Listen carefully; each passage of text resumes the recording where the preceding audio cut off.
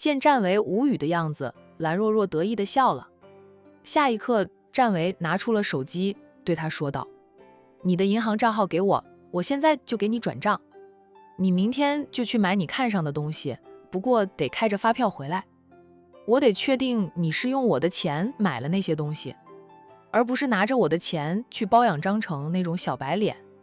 他都没有我长得帅，蓝若若，你的眼光要好一点，不要什么男人都要。你要包小白脸，好歹要比我帅啊。战维，你这样是不是在吃醋？”他忽然饶有兴趣地问他：“你是不是偷偷地爱上我了？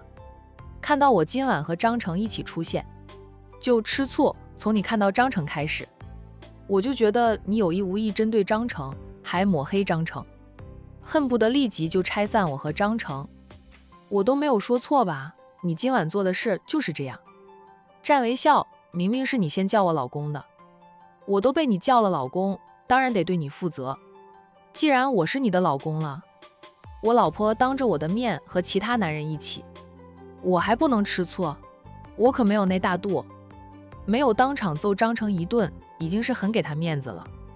我可没有偷偷爱上你，若是有一天我爱上你，那也是光明正大，我战维不做偷偷摸摸的事情。”蓝若若又哑了口，她后悔极了，后悔那天叫了战维一声老公，现在时不时被他拿出来说事。这个混蛋还自动带入她丈夫这个角色。老婆，你的银行账号发给我呗，我现在就给你转钱，我老婆看上的东西，不管是什么都要买回来。老公赚钱就是给老婆花的吗？我战家的男人最是宠妻的了。若若，你做我老婆，那是8辈子修来的福分。要知道，在我老家那边，很多女孩子都想嫁给我的。战维可没有夸大其词，在管城的确有很多女孩子想嫁给战维。战家9位少爷，目前只有3位少爷单身的了。这3位少爷抢手的很。过去战家少爷的婚事由老夫人操持，老夫人挑选孙媳妇的眼光太高了。管城的那些豪门千金鲜少有老夫人看得上眼的。如今老夫人年事太高，已经没有精力再为余下3个孙子挑选媳妇儿，便由他们自己去追求了。这对管城的那些豪门千金来说是一件好事，他们人人都有机会追到战家那3个未婚的少爷。战维跑到阳城打天下，多少都有点逃避那些热情的千金，跑出几千公里那么远，很多人都不知道他在阳城哪个地方，也就不会千里迢迢地追过来。他耳边清静，没有长辈当面催婚，身边也安静，没有一大堆的莺莺燕燕。阳城这边的豪门千金，虽说也有不少被战维帅气的外表迷倒，但一旦涉及到婚嫁，他们又无比清醒，他们只会选择与他们家门当户对的豪门少爷。像战维这种外地过来打工的，哪怕如今身家也不菲，但跟阳城那些豪门大族一比，还是差远了。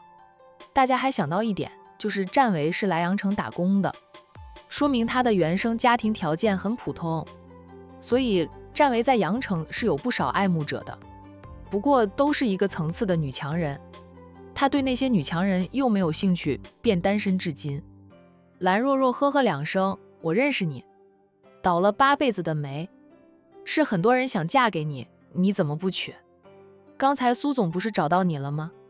怎么又拒绝了人家呀？蓝若若知道苏总喜欢战维，还知道有不少像苏总那样的职场女强人爱慕战维的。战维看着她说道：“我说过我不喜欢姐弟恋，苏总很好，但他比我大了2岁，在他面前，我是个弟弟，他对我也太体贴，诸多照顾。我感觉他在照顾弟弟，不喜欢那样的感觉。我更喜欢像我老婆这样的女人。”战维说这话时，看蓝若若的眼神都灼热了几分，气得蓝若若差点忍不住泼他一杯酒。若若，远处传来了张成的叫喊声，适时解了蓝若若的围。他一口气喝光了余下的2杯酒后，放下酒杯，人跟着起身，对战维说道：“今晚先放过你。”战维笑：“你是怎么放过我？如果不放过我又会怎么样？是睡了我吗？要不要我主动脱衣服啊？占为，你无耻！老婆睡老公，天经地义啊。我怎么无耻了？你可是我老婆，你叫我老公叫得可自然了。蓝若若气得一脚踢过去，占为没有躲闪，挨了他一脚。他吃痛，依旧笑得气死人。蓝若若不解气，又端起一杯酒朝他泼了过去。占为依旧没有躲闪，任由他发泄，泼吧泼吧，弄脏了他的西装服。明天他就带着这套被他弄脏的西装服去蓝家大宅告状，让蓝爷爷主持公道，要他赔10套新的西装服给他。蓝若若要是知道占为明天会做什么事，绝对会后悔此刻的行为的。泼了占为一杯酒水后，蓝若若才气呼呼地扭身走了，很快就和张成一起消失在占为的眼前。占为身上的西装服被弄湿了，他不甚在意，只是用纸巾擦了擦，继续坐在这里，慢慢地品尝着蓝若若送给他的酒。一共3杯，他喝了1杯，他泼他1杯，还有1杯了。而蓝若若因为被占为气得太狠，跟着张成回到屋里后，喝了不少酒。他敬别人，别人又敬他。张成在一旁劝他：若若，你别再喝了，这些酒喝的时候是很好喝，但后劲很足的，你喝那么多，小心喝醉了。伯母交代我，叫我看着你点，别让你喝醉了，说你酒品不好。蓝若若偏头看着张成，自信的道：再大的酒劲我也受得住，我酒量好得很，放心，我不会喝醉的，倒是你就有了醉意，看你的脸都红了。张成，你的酒量不太好呀，要多练练，咱们经常要应酬，酒量不好可不行，咱们要比他们都清醒，在他们有点醉意时签单最容易了。蓝若若刚进自家公司时从销售人员做起，她练出来的酒量在酒局上帮她签了不少订单呢。张成劝不住蓝若若，非但劝不住，后面有人敬她酒，蓝若若还帮她挡了酒，帮她喝了不少呢。担心蓝若若再喝下去真的醉了，张成赶紧拉着蓝若若对她说道：若若，我们回去吧，走，咱们去给雷老说一声就回去了，时间也不早了。占为走了吗？蓝若若忽然问道。不知道，有一段时间没有看到占总了。张成忽然意识到，若若，你今晚拼命喝酒是被占为气到的，他走不走与我们有什么关系？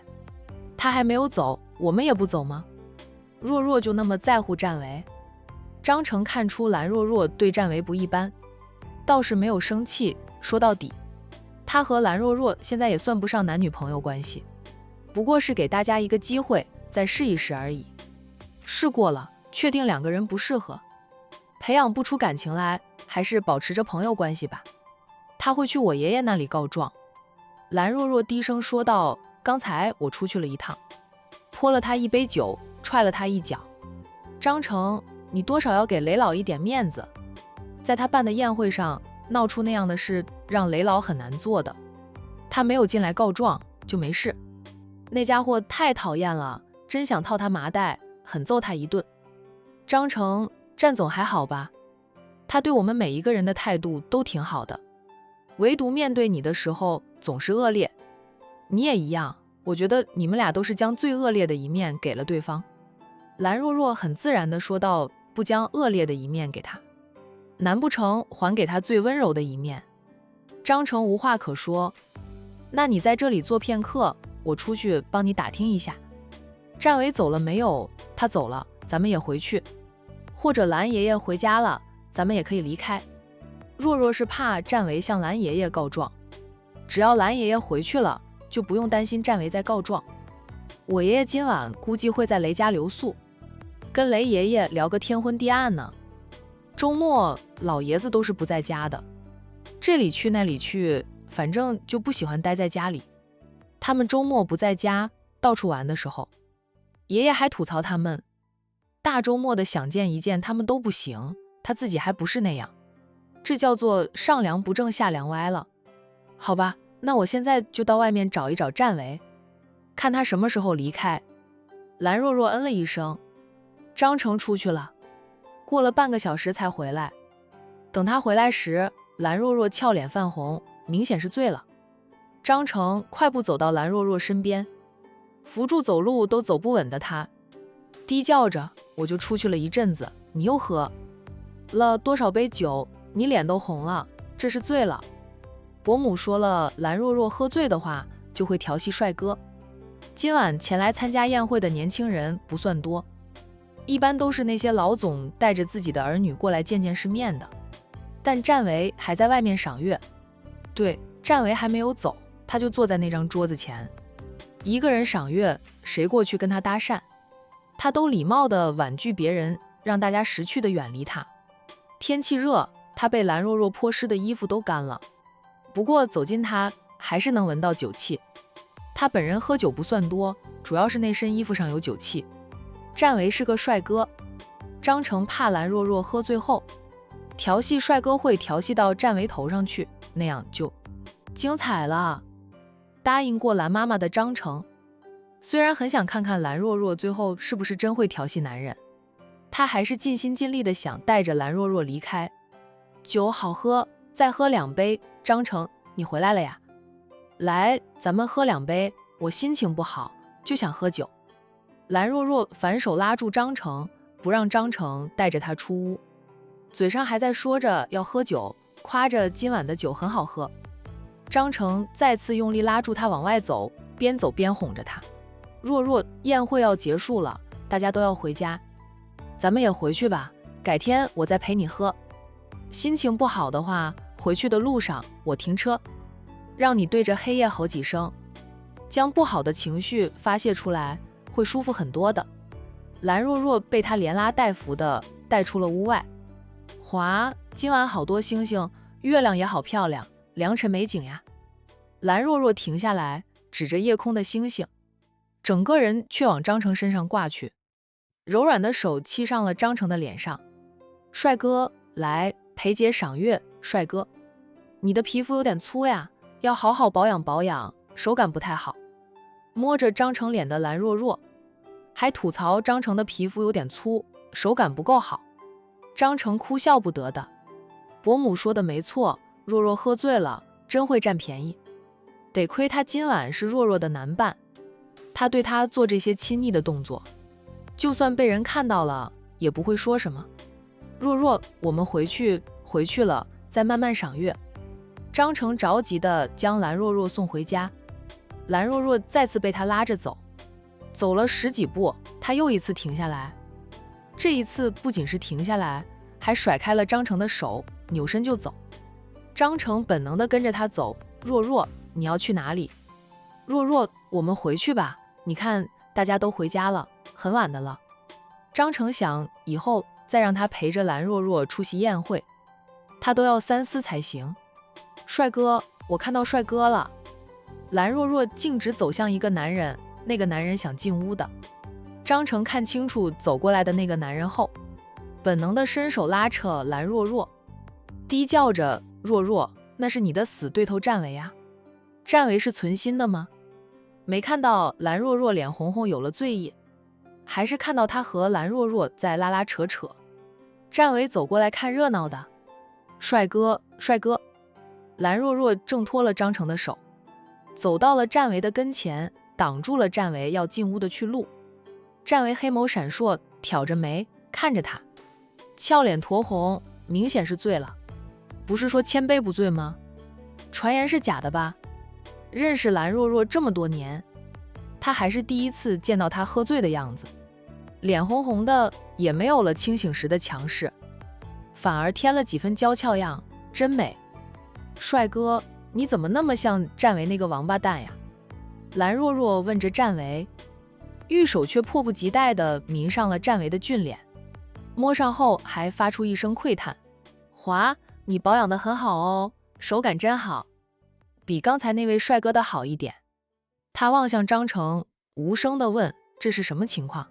蓝若若怎么了？”